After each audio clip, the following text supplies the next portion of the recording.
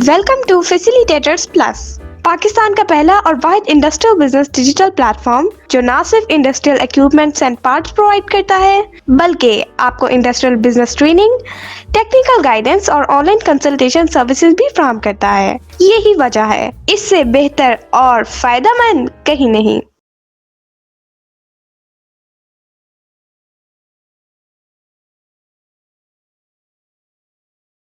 चलें जी, अब आगे बढ़ते हैं।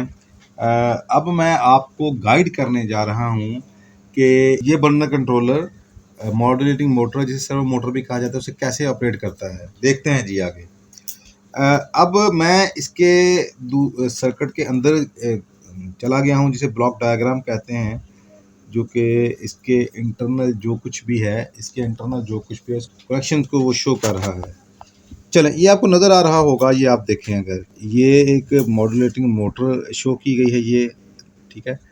तो ये इसका वो प्रोपोर्शनल कंट्रोलर शो किया गया है। अब होता क्या है कि ये जो 10 नंबर से सिग्नल इसके ये दिखाया गया है बर्नर कंट्रोलर, यानी ये आप कह सकते हैं कि ये जो इतनी साइड है, ये वाली बर्नर कंट्रोलर की साइड दिखाई गई है। इसके ये कनेक्शन टर्मिनल्स हैं।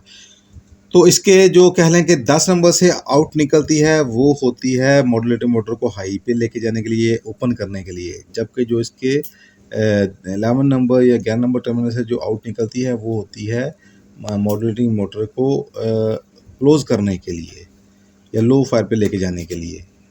तो जो 10 नंबर है वो ओपन करने के लिए, और 11 नंबर जो है वो क्लोज़ करने के लिए या लो फायर के लिए।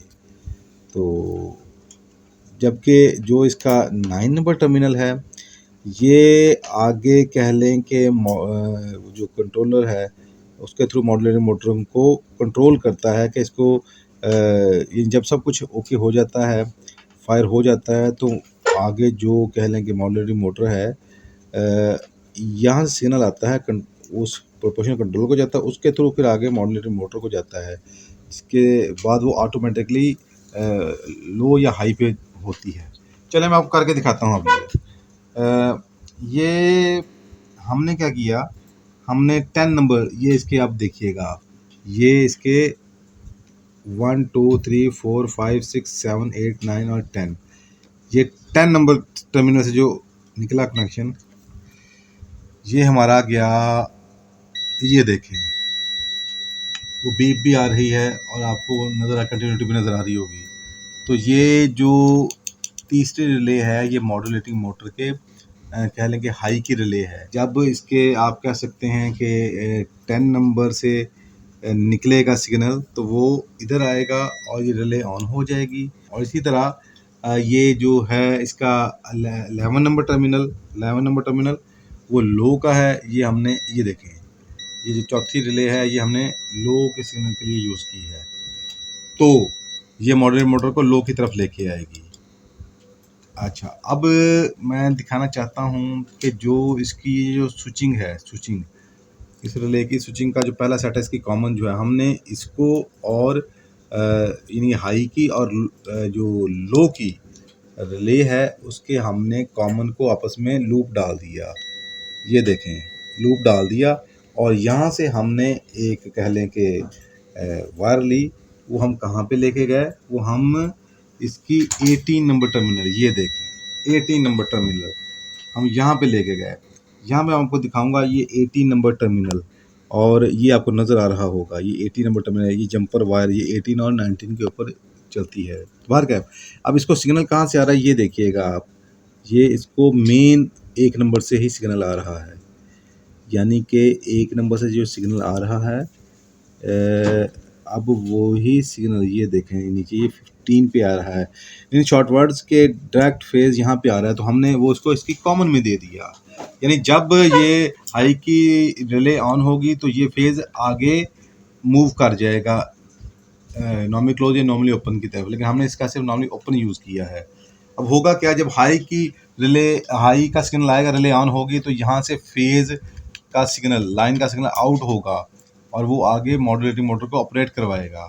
और इसी तरह कह लें कि जब ये लो की वो सिग्नल आएगा, तो ये रिले ऑन होगी और ये कॉमन से आगे होता हुआ सिग्नल ये इधर आ जाएगा। ये इसका नॉर्मली क्लोज है और ये नॉर्मली ओपन है, तो ये नॉर्मली ओपन से सिग्नल आगे बढ़ जाएगा। अच्छा, ऐसा है कि मैं चाहता हूँ कि आपको इतनी डिटेल में गाइड कर दूँ कि इस कंट्रोलर के ज़रिए आप कोई भी मॉड्यूलेटिंग मोटर चला सकें। अच्छा, इसमें जो स्विचिंग इन्होंने दी है, मज़े की बात ये है, ये पोटेंशियल फ्री है।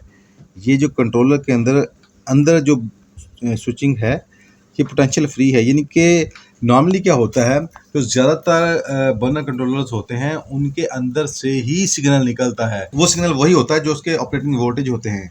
यानी कि अगर वो कंट्रोलर 110 वोल्ट का है, तो मॉड्यूलेटिंग मोटर के लिए जो सिग्नल अंदर से निकलेगा वो 110 वोल्ट ही का होगा।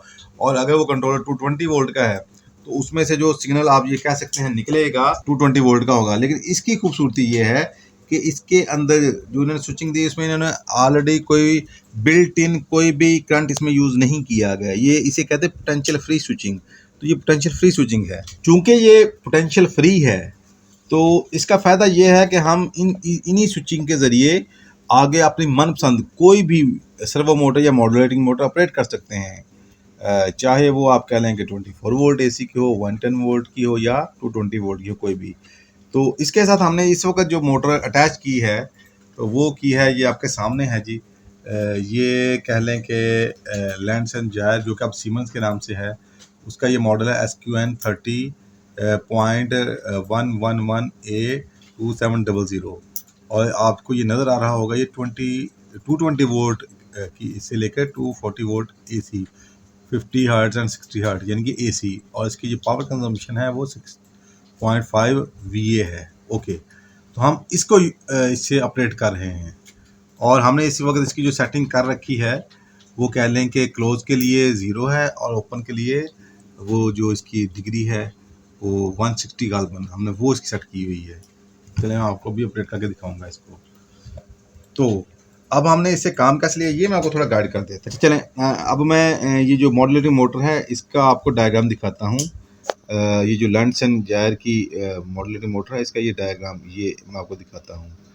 ये है जी, यहाँ पे आप देख रहे होंगे कि जो 1 नंबर टर्मिनल के ऊपर हम इसको सिग्नल देते हैं, इसके अंदर स्विच है, वो आम हालत में क्या करेगा, मॉड्यूलेटर मोटर को हाई पे लेके जाएगा। और जो ही वो हाई पे पहुँच जाएगी, स्विच ऑपरेट होगा और जिसका रिवर्स सिग्नल, फीडबैक सिग्नल 3 पे आएगा। यानी जो हम 1 के ऊपर इनपुट देंगे, उसका जो आउटपुट सिग्नल फीडबैक के तौर पे आएगा वो 3 पे आएगा। जबकि जो उसका दूसरी साइड है, उसमें हम 2 नंबर टर्मिनल के ऊपर जो ही हम इसको करंट देंगे, तो ये मॉड्यूलेटर मोटर को क्लोज की तरफ लेके जाएगा या लो की तरफ ले जाएगा। तो जो ही ये पहुंच जाएगी तो ये स्विचिंग ऑपरेट होगी और ये अगेन 4 नंबर की तरफ आउट निकाल देगा, रिवर्स सिग्नल निकाल देगा या फीडबैक सिग्नल निकाल देगा। तो दोबारा बताता हूँ कि जब हम 1 नंबर टर्मिनल के ऊपर करंट देंगे, तो उसका जो फीडबैक सिग्नल है वो आएगा 3 नंबर से, जबकि जो 2 नंबर के ऊपर हम सिग्नल देंगे, उसका जो फीडबैक सिग्नल आएगा वो आएगा 4 नंबर से। जबकि आप ये चीज़ जान चुके हैं। और ये इस वक्त ये जो डायग्राम मेरे पास है, ये बेसिकली ये मोटर आइडियल है उसके लिए, LFL के लिए, LGK के लिए, LAL के लिए एंड LOK के लिए। ये सीमेंस कंपनी की डिज़ाइन ये पूरी सर्किट डायग्राम है। लेकिन अब खूबसूरती यही है, मैं चाहता हूँ कि आपके अंदर इतनी कैपेबिलिटीज़ पैदा हो जाएं कि आप किसी भी चीज़ को किसी भी के साथ अटैच करके मैक्सिमम रिजल्ट प्रोड्यूस कर सकें, ताकि आप आगे सॉल्यूशंस दे सकें, ना कि किसी भी सिस्टम के बाउंड हो सकें। तो अब जब कि आपको ये समझ आ गया, अब मैं आपको दिखाऊंगा हमने किया क्या इसके साथ। अब ये देखें, अब यहाँ से ये जो हाई की कह लें कि ये जो वो रिले है, जो ही ये ऑपरेट होगी, यहाँ से हाई का सिग्नल आएगा, तो यहाँ से कह लें कि सिग्नल पास होगा। वो जो मैंने आपको पहले बता दिया था कि 18 नंबर टर्मिनल में जो फेज़ आ रहा है वो पास होगा, तो वो कहाँ से निकलेगा, वो इस जगह से निकलेगा। इधर से निकल के अब हमने क्या किया, अब ये दिखाता हूँ मैं आपको। ये देखें, रेड कलर की वायर है, हमने इसको कहाँ पे लगाया, ये 1 नंबर के ऊपर आपको नज़र आ रहा होगा, 1 नंबर, जो कि इधर भी मैं आपको पहले बता चुका हूँ 1 नंबर। ये 1 नंबर आपके सामने आ रहा है। तो हमने यहाँ से जो हाई का सिग्नल दिया वो हमने 1 नंबर पर दिया। मैं आपको ये चेक भी करवाता हूँ इसको थ्रू मल्टीमीटर। ये देखें, ये यहाँ पे लगाया और मैंने यहाँ पे लगाया, तो वो देखें वो बीपी आ गई और कंटिन्यूटी का आगे वो रीडिंग भी आ गई। ओके, जबकि जो इसका लो का सिग्नल निकला वो ब्लू वायर के ज़रिए, ये देखें ब्लू वायर, ये आपको नज़र आए, वो 2 पे चला गया। ये देखें, ये बीप आ गई। तो जो लो की रिले से सिग्नल निकला वो चला गया 2 नंबर के ऊपर, यानी 1 नंबर मॉड्यूलेटिंग मोटर को हाई पे लेके जाने के लिए, 2 नंबर लो पे लेके जाने के लिए। और जैसे कि मैंने आपको पहले बताया था कि 1 नंबर का जो रिवर्स सिग्नल आएगा, 1 नंबर का जो रिवर्स सिग्नल आएगा, यानी मोटर जब रिक्वायर्ड पोजीशन पे पहुंच जाएगी तो जो रिवर्स सिग्नल आएगा वो आएगा 3 नंबर के ऊपर। तो जब 3 नंबर पे आएगा तो हमने क्या किया, 3 नंबर से रिवर्स के तौर पे ली कौन सी, येलो केबल, ये आपके सामने है येलो वायर। तो ये येलो वायर यहाँ पे आ गई, ये आपको नज़र आ रहा होगा, ये येलो वायर यहाँ पे आई, हमने ये देखें, ये येलो वायर यहाँ पे आ चुकी है।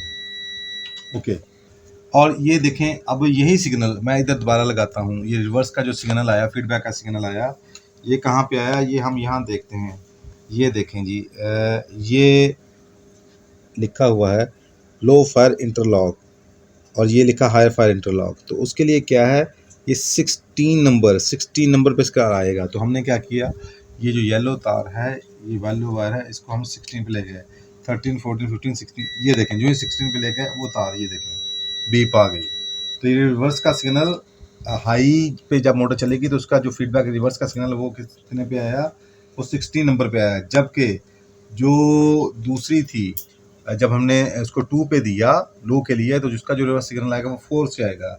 ये देखें, मैं 4 पे लेके गया और ये देखें, ये ब्लैक तार यहाँ पे लगी है रिवर्स सिग्नल के लिए, तो हम यहाँ पे ले आए, ये भी ब्लैक वायर आपको नज़र आ रही है, तो हम यहाँ पे ले गए और ये देखें वो बीप आ गई और साथ ही आपको वो वैल्यू भी नज़र आ रही होगी कंटिन्यूटी की। चलें, अब मैंने ये यहाँ पे कंट्रोलर पे कहाँ पे आएगी, ये आएगी यहाँ पे 17 पे, कह लें कि 13, 14, 15, 16, 17, ये देखें अगेन।